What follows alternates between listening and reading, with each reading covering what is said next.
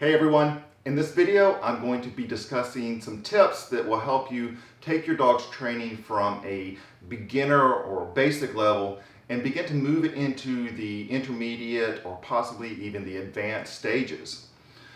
A lot of dog owners that come to me and want me to help them out with their dogs already know a few basic commands. So the dog may be able to sit, the dog may be able to lie down, and usually they can even perform a short stay.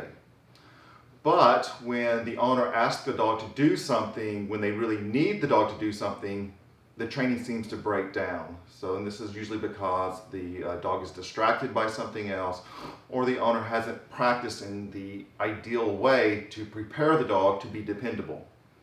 In this video, I'm going to give you some tips on how to start to advance your training.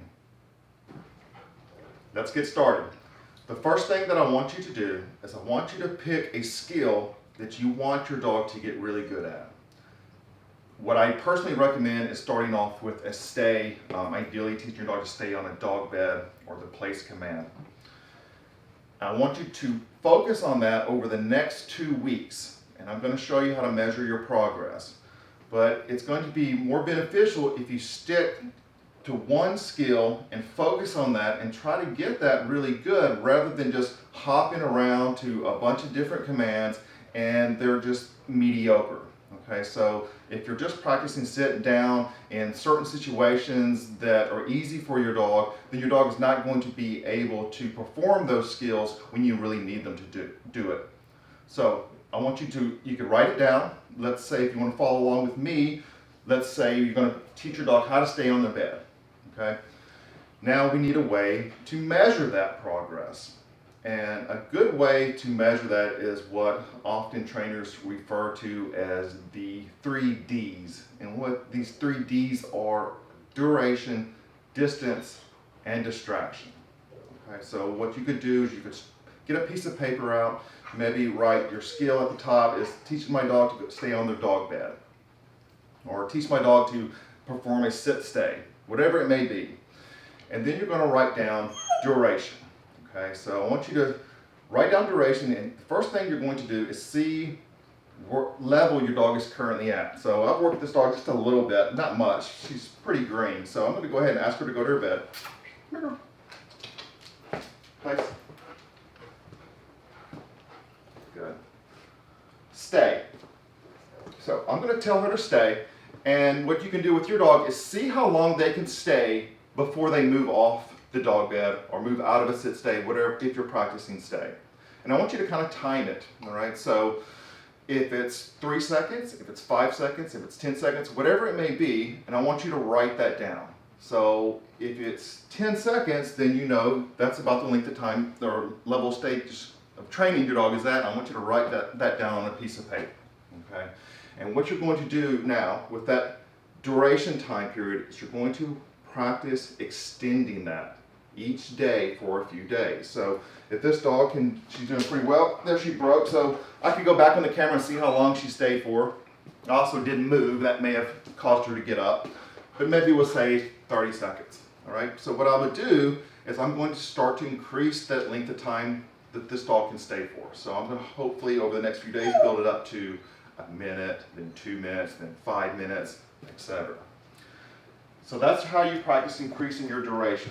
Stay. Now, if I'm doing stay work and this dog breaks, here's how I generally correct it. So if the dog breaks, nope, I just mark it with nope, I return the dog, stay, and I'll start over again. Once the dog is doing well, nope, I will be feeding the dog, stay. So I could reward the dog periodically throughout that stay until their stay, good. Okay. Starts to get better and better and better as far as the length of time. Okay, so that's how you can start to deal with duration. Now the next place that you want to start to working on is distance. The place? Good. Stay. So maybe you put your dog on a stay and you see if you can move away 2 feet. All right? If you can do that, great. Now start to increase it to 4 feet, then 6 feet, then 10 feet, then 12 feet, and so on and so on.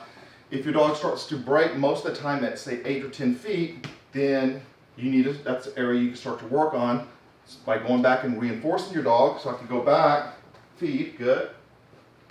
Move out to this, nope, if the dog breaks, we just take the dog back, nope. Stay. And I have more in-depth videos on teach your dog to stay on the bed or sit stays and down stays if you just go through my videos. Stay, work on increasing the distance further and further and further. I'm somewhat limited by my video frame here, or I would be walking further and further away, coming back to the dog and feeding. And I would be practicing increasing the length of distance in between myself and my dog, always returning and feeding. Okay? The next one is distraction, and this is a big one, right? So at this point, maybe this dog can stay when it's pretty quiet in the room for a short period of time when it's just me. But if I bring another dog into the room, or if another person walks into this room, this dog is not going to be able to stay. So that's something that I want to work on. But I don't want to start off working in that area of distraction. I want to first practice building up duration and building up distance. Okay? Once the dog starts to perform consistently with my duration and my distance, then I start to move to the distraction phase.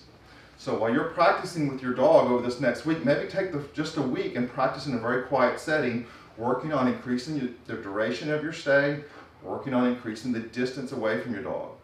Once your dog starts to get somewhat consistent, say maybe you can consistently move away 20 feet from your dog, and your dog can consistently stay for 3 minutes, then maybe start to introduce some distraction. All right, and distraction can be a number of things.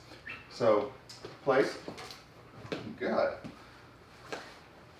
Usually what I start off with, stay, is dropping food. Stay, so I could take a little bit of this cheese here, stay. Good. She was successful, so I rewarded her. If she attempted to grab the food off the floor, I would say no and pull her back, just like I did before, until she can be completely successful with that. If she's doing well with that, good. Then I would start practicing knocking on the door. Because usually, this is something that we always teach in the boarding trains, is for our clients to be able to ask their dog to go and stay on a bed when they have a guest come over. So that's something that we really kind of drive home with all the dogs that we train here. So that would be the next step. I would go practice knocking on the door, then asking someone to come in through the doorway. I would start bringing dogs into this room. And so I really want to get this dog to understand when I ask you to stay, I want you to stay for a period of time. I want you to be able to stay when I move away from you, and I want you to be able to stay regardless of what else is going on inside this room. All right, so those are duration, distance, and distraction, and it will really help you if you write down on a piece of paper so you can measure your progress. Because what happens is we get into these habits, training habits, and so you may find yourself that every time you ask your dog to sit and stay, you probably do the same thing each time. You probably walk away maybe 10, 15 feet, and then you go, okay, and you let your dog come running to you. That's usually what I see. But I want you to start to change it up, all right? So start to really kind of push your dog so that these stays can become dependable and you can use them when you need them, when you want your dog to be able to perform it. All right, guys, thanks for watching. Let me know what you think of this video in the comments, and I will see you in another one. Good girl. You're a smart puppy. Yes, you are. Yes, you are. Yes, you are.